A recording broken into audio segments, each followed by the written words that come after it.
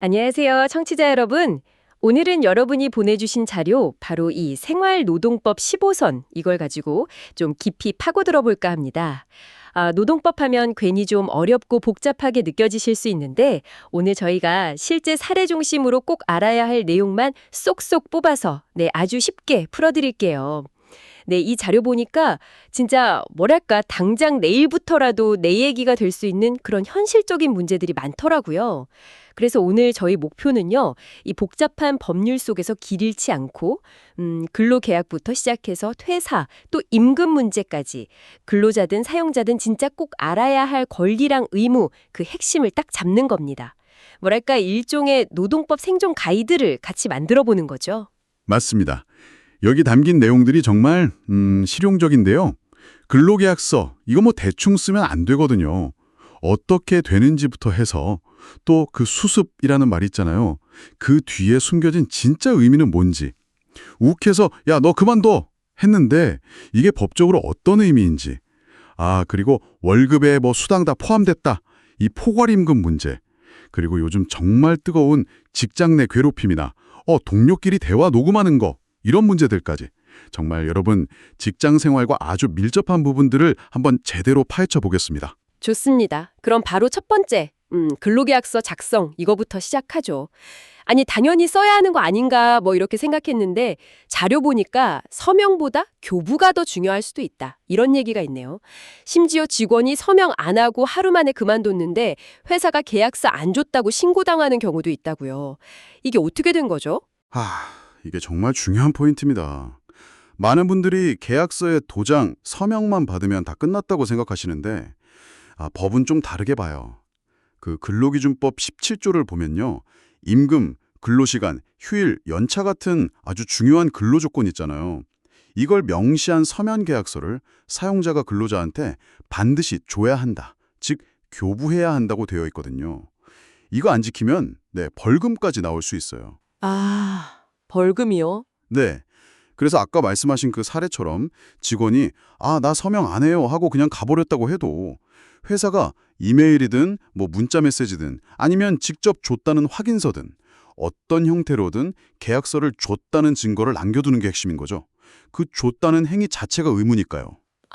그러니까 서명했냐 안 했냐는 둘째 문제고 일단 법에서 정한 내용이 담긴 계약서를 근로자 손에 어떻게든 전달하고 그 증거를 남겨라. 이게 우선이라는 거군요. 그럼 계약서에다가 뭐 이 계약서를 교부받았음을 확인합니다. 이런 문구 하나 넣어두는 것도 방법이겠네요. 정확합니다. 네. 그런 문구를 넣거나 아니면 요즘 많이 쓰는 전자근로계약서 시스템 있잖아요. 그걸 활용하면 교부 사실이 자동으로 기록되니까 더 확실하죠. 그러니까 근로자 입장에서는 그냥 말로만 하지 말고 꼭 서면 계약서를 요구해야 하고요. 반대로 사용자 입장에서는 주요 조건을 꼭 서면으로 명시하고 이 교부 증거를 확실히 남겨야 나중에 뭐 불필요한 분쟁을 피할 수 있습니다. 네네. 참고로 구두 계약 자체도 효력은 있을 수 있어요. 있는데 법에서 정한 아주 중요한 근로 조건들은 반드시 서면으로 명시하고 교부해야 하고요. 만약에 계약 내용이 법 기준보다 못하다. 그러면 서명했더라도 그 부분은 무효가 됩니다. 그것도 기억하셔야 해요. 교부의 중요성 확실히 알겠습니다. 자, 그럼 다음 주제로 넘어가서 수습 기간. 보통 이 기간에는 좀 뭐랄까 회사가 직원을 좀 더 쉽게 내보낼 수 있다 이렇게들 생각하잖아요. 근데 자료 보니까 꼭 그런 것만도 아니라고요. 그리고 수습이랑 시용 이건 또 뭐가 다른 건가요? 그냥 같은 말 아닌가요? 이것도 정말 많이들 헷갈려 하시는 부분인데요. 법적으로 보면 수습은 이미 정식 채용이 된 직원이 업무에 좀 적응하는 기간 이런 의미로 쓰이는 경우가 많고요. 반면에 시용은 정식 채용 전에 일단 우리 같이 일해보면서 정말 우리 회사랑 맞는지 최종적으로 평가해보자. 그러니까 이런 기간이에요. 그러니까 시용 기간 후에는 평가 결과에 따라서 본 채용을 안 할 수도 있다. 이런 의미가 좀 담겨 있는 거죠. 잠깐만요. 그럼 계약서에 그냥 수습 3개월 이렇게만 덜렁 써 있으면 그건 시용이 아니라 그냥 수습으로 봐서 나중에 뭐 일 잘 못하는 것 같으니 나가세요 이렇게 하기가 어렵다는 건가요? 네, 그럴 가능성이 상당히 높습니다. 만약 회사가 정말로 이 기간 동안 평가를 해서 최종 채용 여부를 결정하고 싶다면 계약서에다가 이 기간 동안 업무 능력이나 적격성 등을 평가해서 정식 채용 여부를 결정한다. 이런 취지의 내용을 명확하게 넣어야 시용으로 인정받기가 쉽습니다. 아, 명확하게요? 네. 그리고 중요한 게 또 있는데요. 설령 시용 계약이라고 해도 아무 이유 없이 그냥 마음에 안 들어, 느낌이 별로야, 이런 식으로 본채용을 거부, 즉 해고할 수는 없어요. 반드시 객관적이고 공정한 평가 기준이 있어야 하고요. 왜 본채용을 못하는지 그 사유랑 시점을 명확하게 적어서 서면으로 통지해야 합니다. 그냥 말로 나가 이거 안 된다는 거죠. 서면 통지. 네. 그리고 수습이든 시용이든 이 기간도 전부 근속 기간에는 포함돼요. 그래서 나중에 퇴직금 계산할 때나 연차 휴가 산정할 때 다 반영된다는 점도 잊으시면 안 됩니다. 와, 수습이라는 단어 하나에 이렇게 복잡한 의미가 숨어 있었네요. 계약서 쓸 때 진짜 문구 하나하나 잘 봐야겠어요. 자, 그럼 이제 일을 그만두는 상황으로 가볼까요? 이건 뭐 드라마에서나 나올 법한 상황인데 자료에 보니까 상사가 너무 화가 나서 막 당장 그만둬 이렇게 소리쳤을 때 이게 진짜 법적으로 해고가 될 수도 있다고요? 나중에 그거 그냥 화나서 한 소리였어, 본심 아니었어 이래도 소용없나요? 네. 법은 그 사람 속마음까지 들여다볼 수는 없으니까요. 겉으로 드러난 말과 행동을 기준으로 판단합니다. 만약에 해고를 할 수 있는 권한을 가진 사람, 뭐 보통 대표이사나 사장님이겠죠.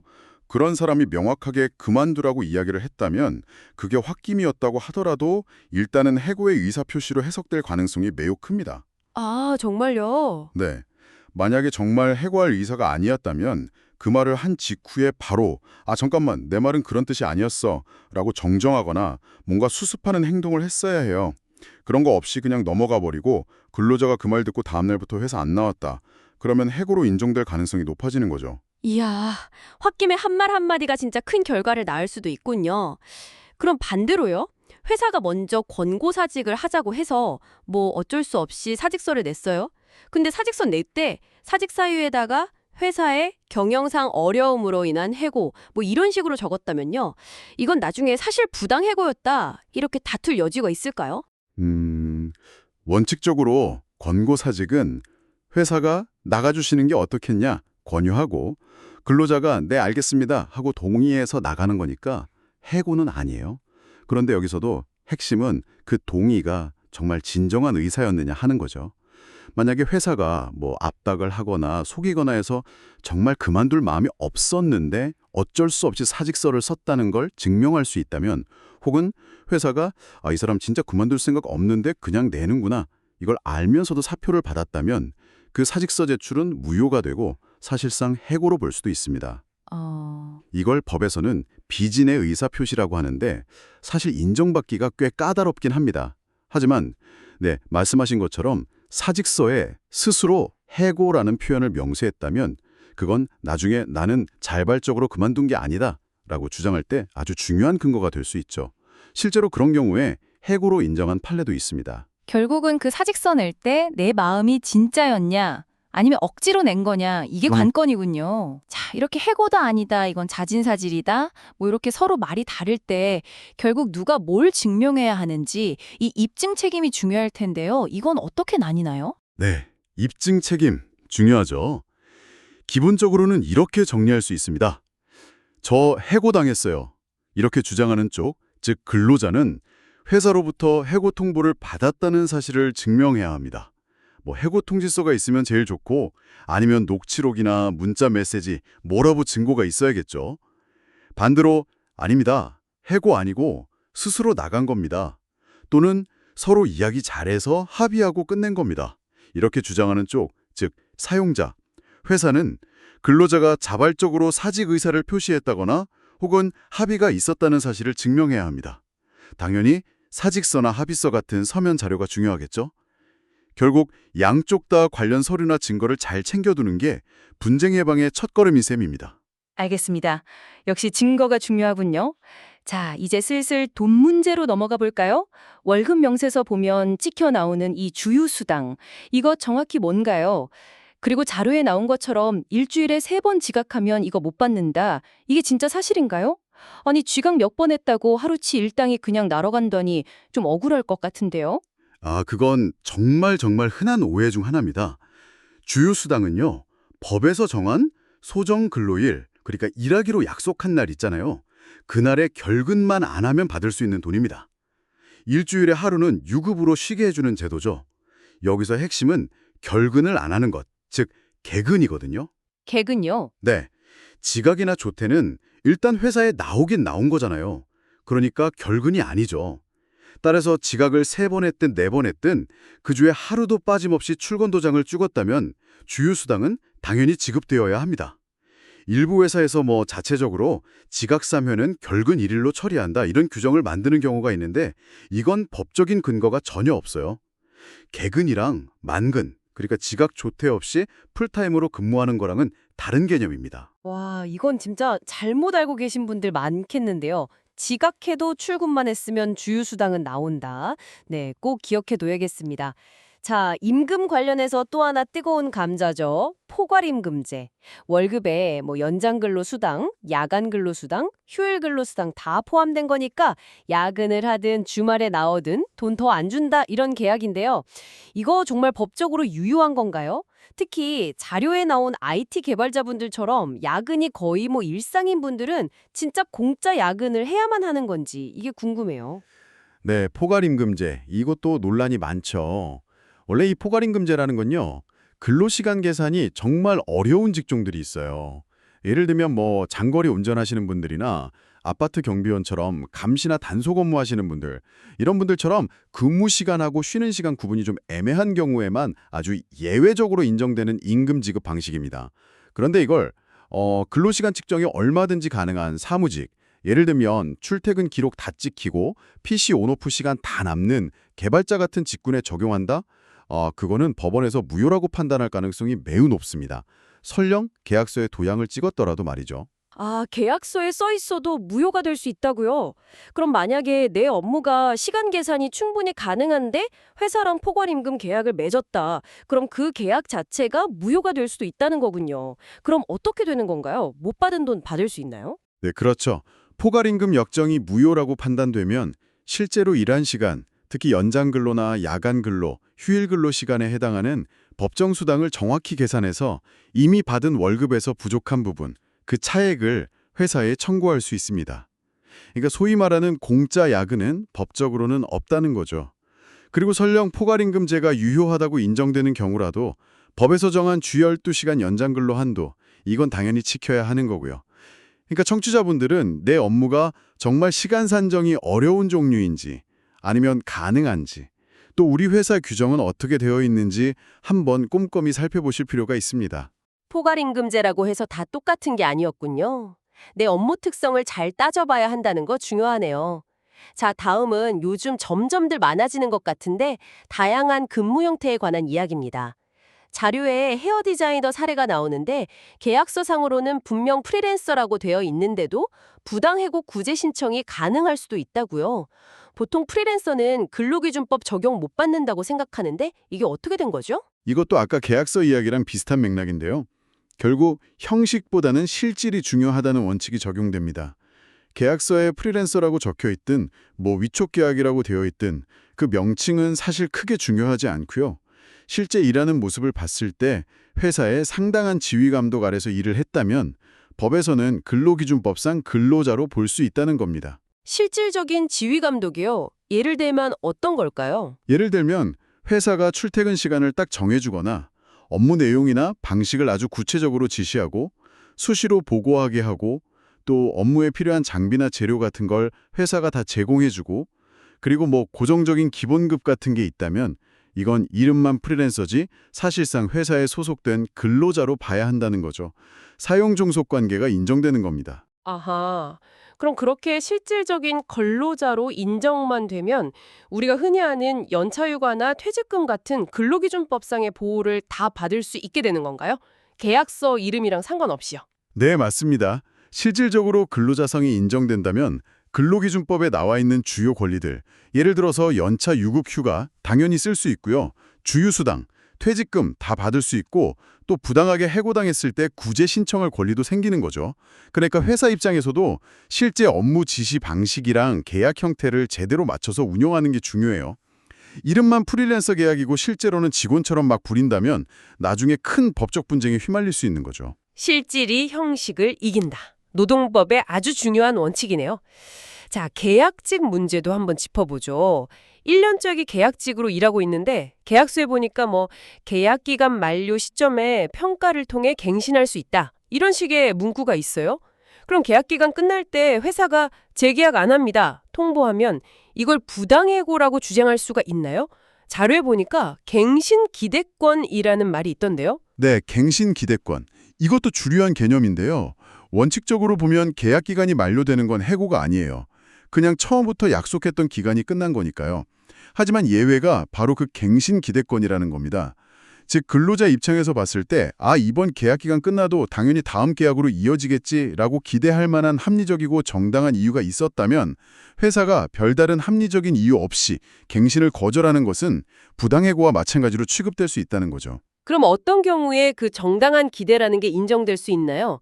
그냥 계약서에 갱신할 수도 있다. 이 정도 말로는 좀 부족한가요? 네, 맞습니다. 단순히 갱신 가능성이 있다는 정도의 추상적인 규정만으로는 갱신 기대권을 인정받기가 좀 어려울 수 있습니다. 갱신 기대권이 인정되려면 예를 들어서 그 계약이 이미 여러 번 계속 반복해서 갱신되어 왔다거나 아니면 계약서나 회사 규정에 일정한 평가 기준을 통과하면 반드시 갱신한다는 식으로 아주 구체적인 갱신 요건이나 절차가 명시되어 있어야 합니다.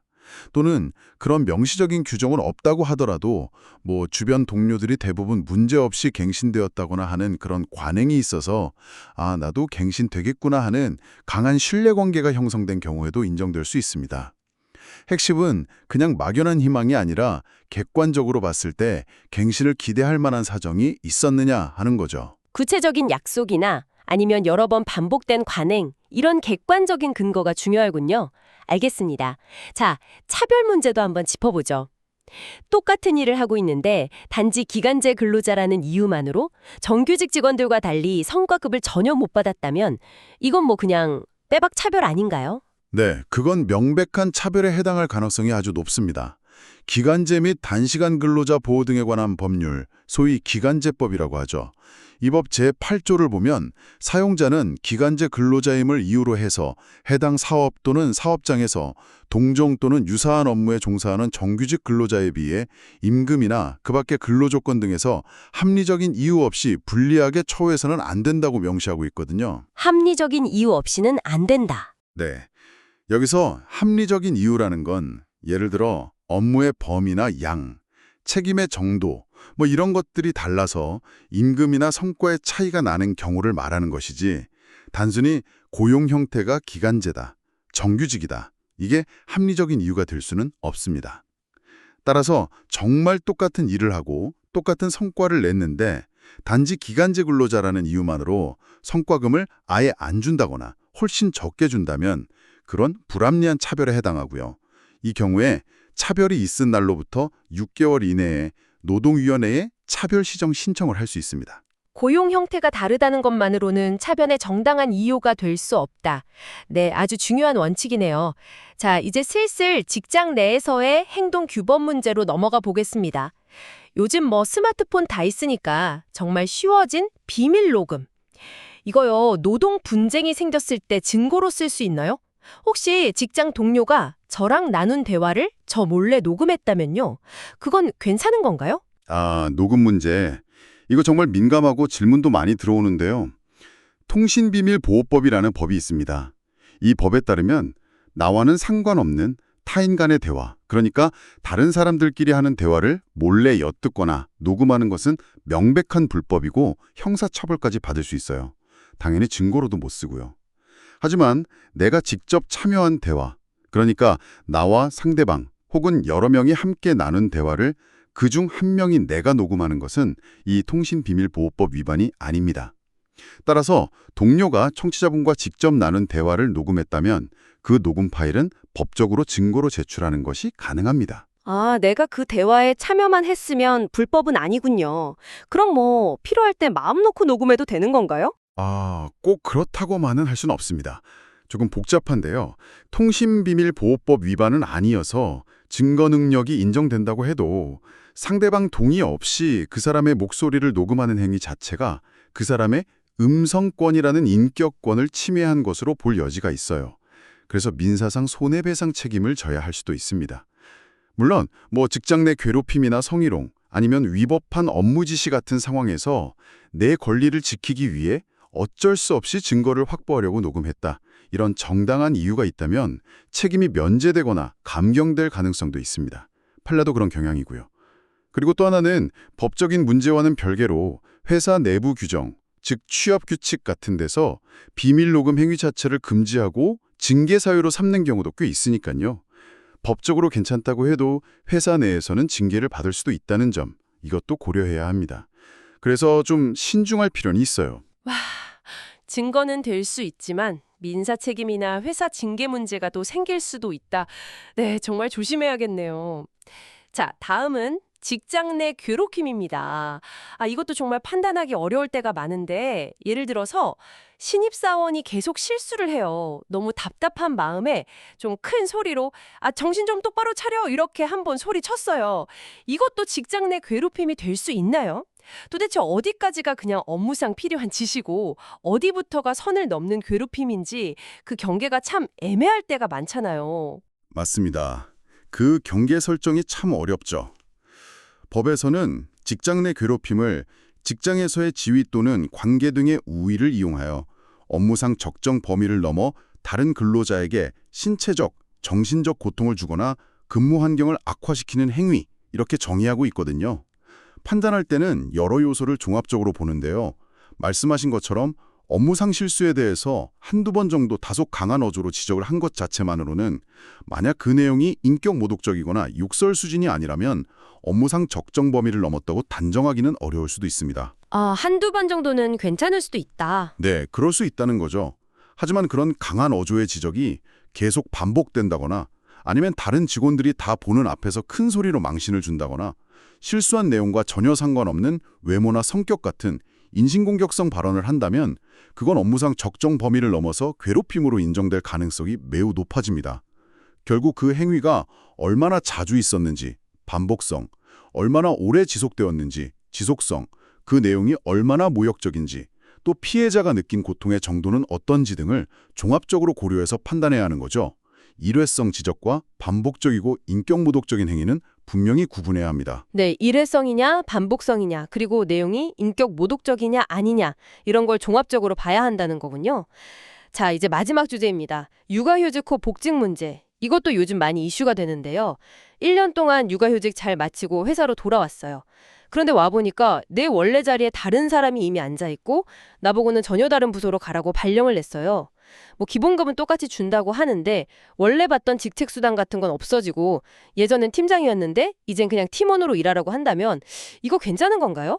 월급 총액은 뭐 비슷하거나 조금 줄어든 정도인데. 그거에 등재가 될 초지가 상당히 큽니다. 남녀고용평등과 일가정 양립 지원에 관한 법률, 줄여서 남녀고용평등법이라고 하죠. 이 법 제19조 4항을 보면요. 사업주는 육아휴직을 마친 근로자를 복귀시킬 때 원칙적으로 휴직 전과 같은 업무 또는 같은 수준의 임금을 지급하는 직무에 복귀시켜야 한다라고 명확하게 규정하고 있습니다. 같은 업무 또는 같은 수준의 임금을 지급하는 직무. 네. 물론 뭐 그 사이에 조직 개편이 있었다거나 해서 정말 불가피하게 휴직 전과 똑같은 자리를 줄 수 없는 사정이 있을 수도 있겠죠. 하지만 그렇다고 하더라도 최소한 임금 수준은 같아야 하고 실질적인 불이익이 있어서는 안 된다는 겁니다. 사례처럼 기본급은 같지만 직책이 없어지고 그에 따른 수당이 사라지고 또 관리자에서 실무 담당자로 역할과 책임, 권한이 축소되었다면 이건 단순히 월급 총액이 비슷하다는 것만으로는 같은 수준의 임금을 지급하는 직무라고 보기 어렵고 명백한 불이익 처우에 해당할 수 있습니다. 이건 법 위반 소지가 크다고 봐야죠. 이럴 경우에는 노동청에 진정을 제기하거나 노동위원회의 부당전직 구제 신청 등을 고려해 볼 수 있습니다. 네, 단순히 월급 액수만 같다고 다 되는 게 아니군요. 원래 하던 일의 내용이나 책임 수준 이런 것도 다 고려해야 한다는 것 잘 알겠습니다. 자, 오늘 정말 숨가쁘게 많은 내용을 다뤘네요. 근로계약서 교부의 중요성부터 시작해서 수습과 시용의 진짜 의미, 해고와 사직의 그 애매한 경계, 주휴수당과 포괄임금에 대한 오해와 진실, 그리고 프리랜서의 근로자성 문제, 계약 갱신에 대한 기대, 또 비밀 녹음과 직장 내 괴롭힘의 기준, 마지막으로 육아휴직 후 복직 시 불이익 문제까지. 와, 이 자료 하나에 담긴 내용들을 쭉 훑어보니까 이 노동법이라는 게 정말 우리 일상, 우리 직장 생활과 얼마나 가까이에 있는지 다시 한번 생생하게 느꼈습니다. 맞습니다. 오늘 쭉 이야기 나눈 내용들을 되짚어보면요.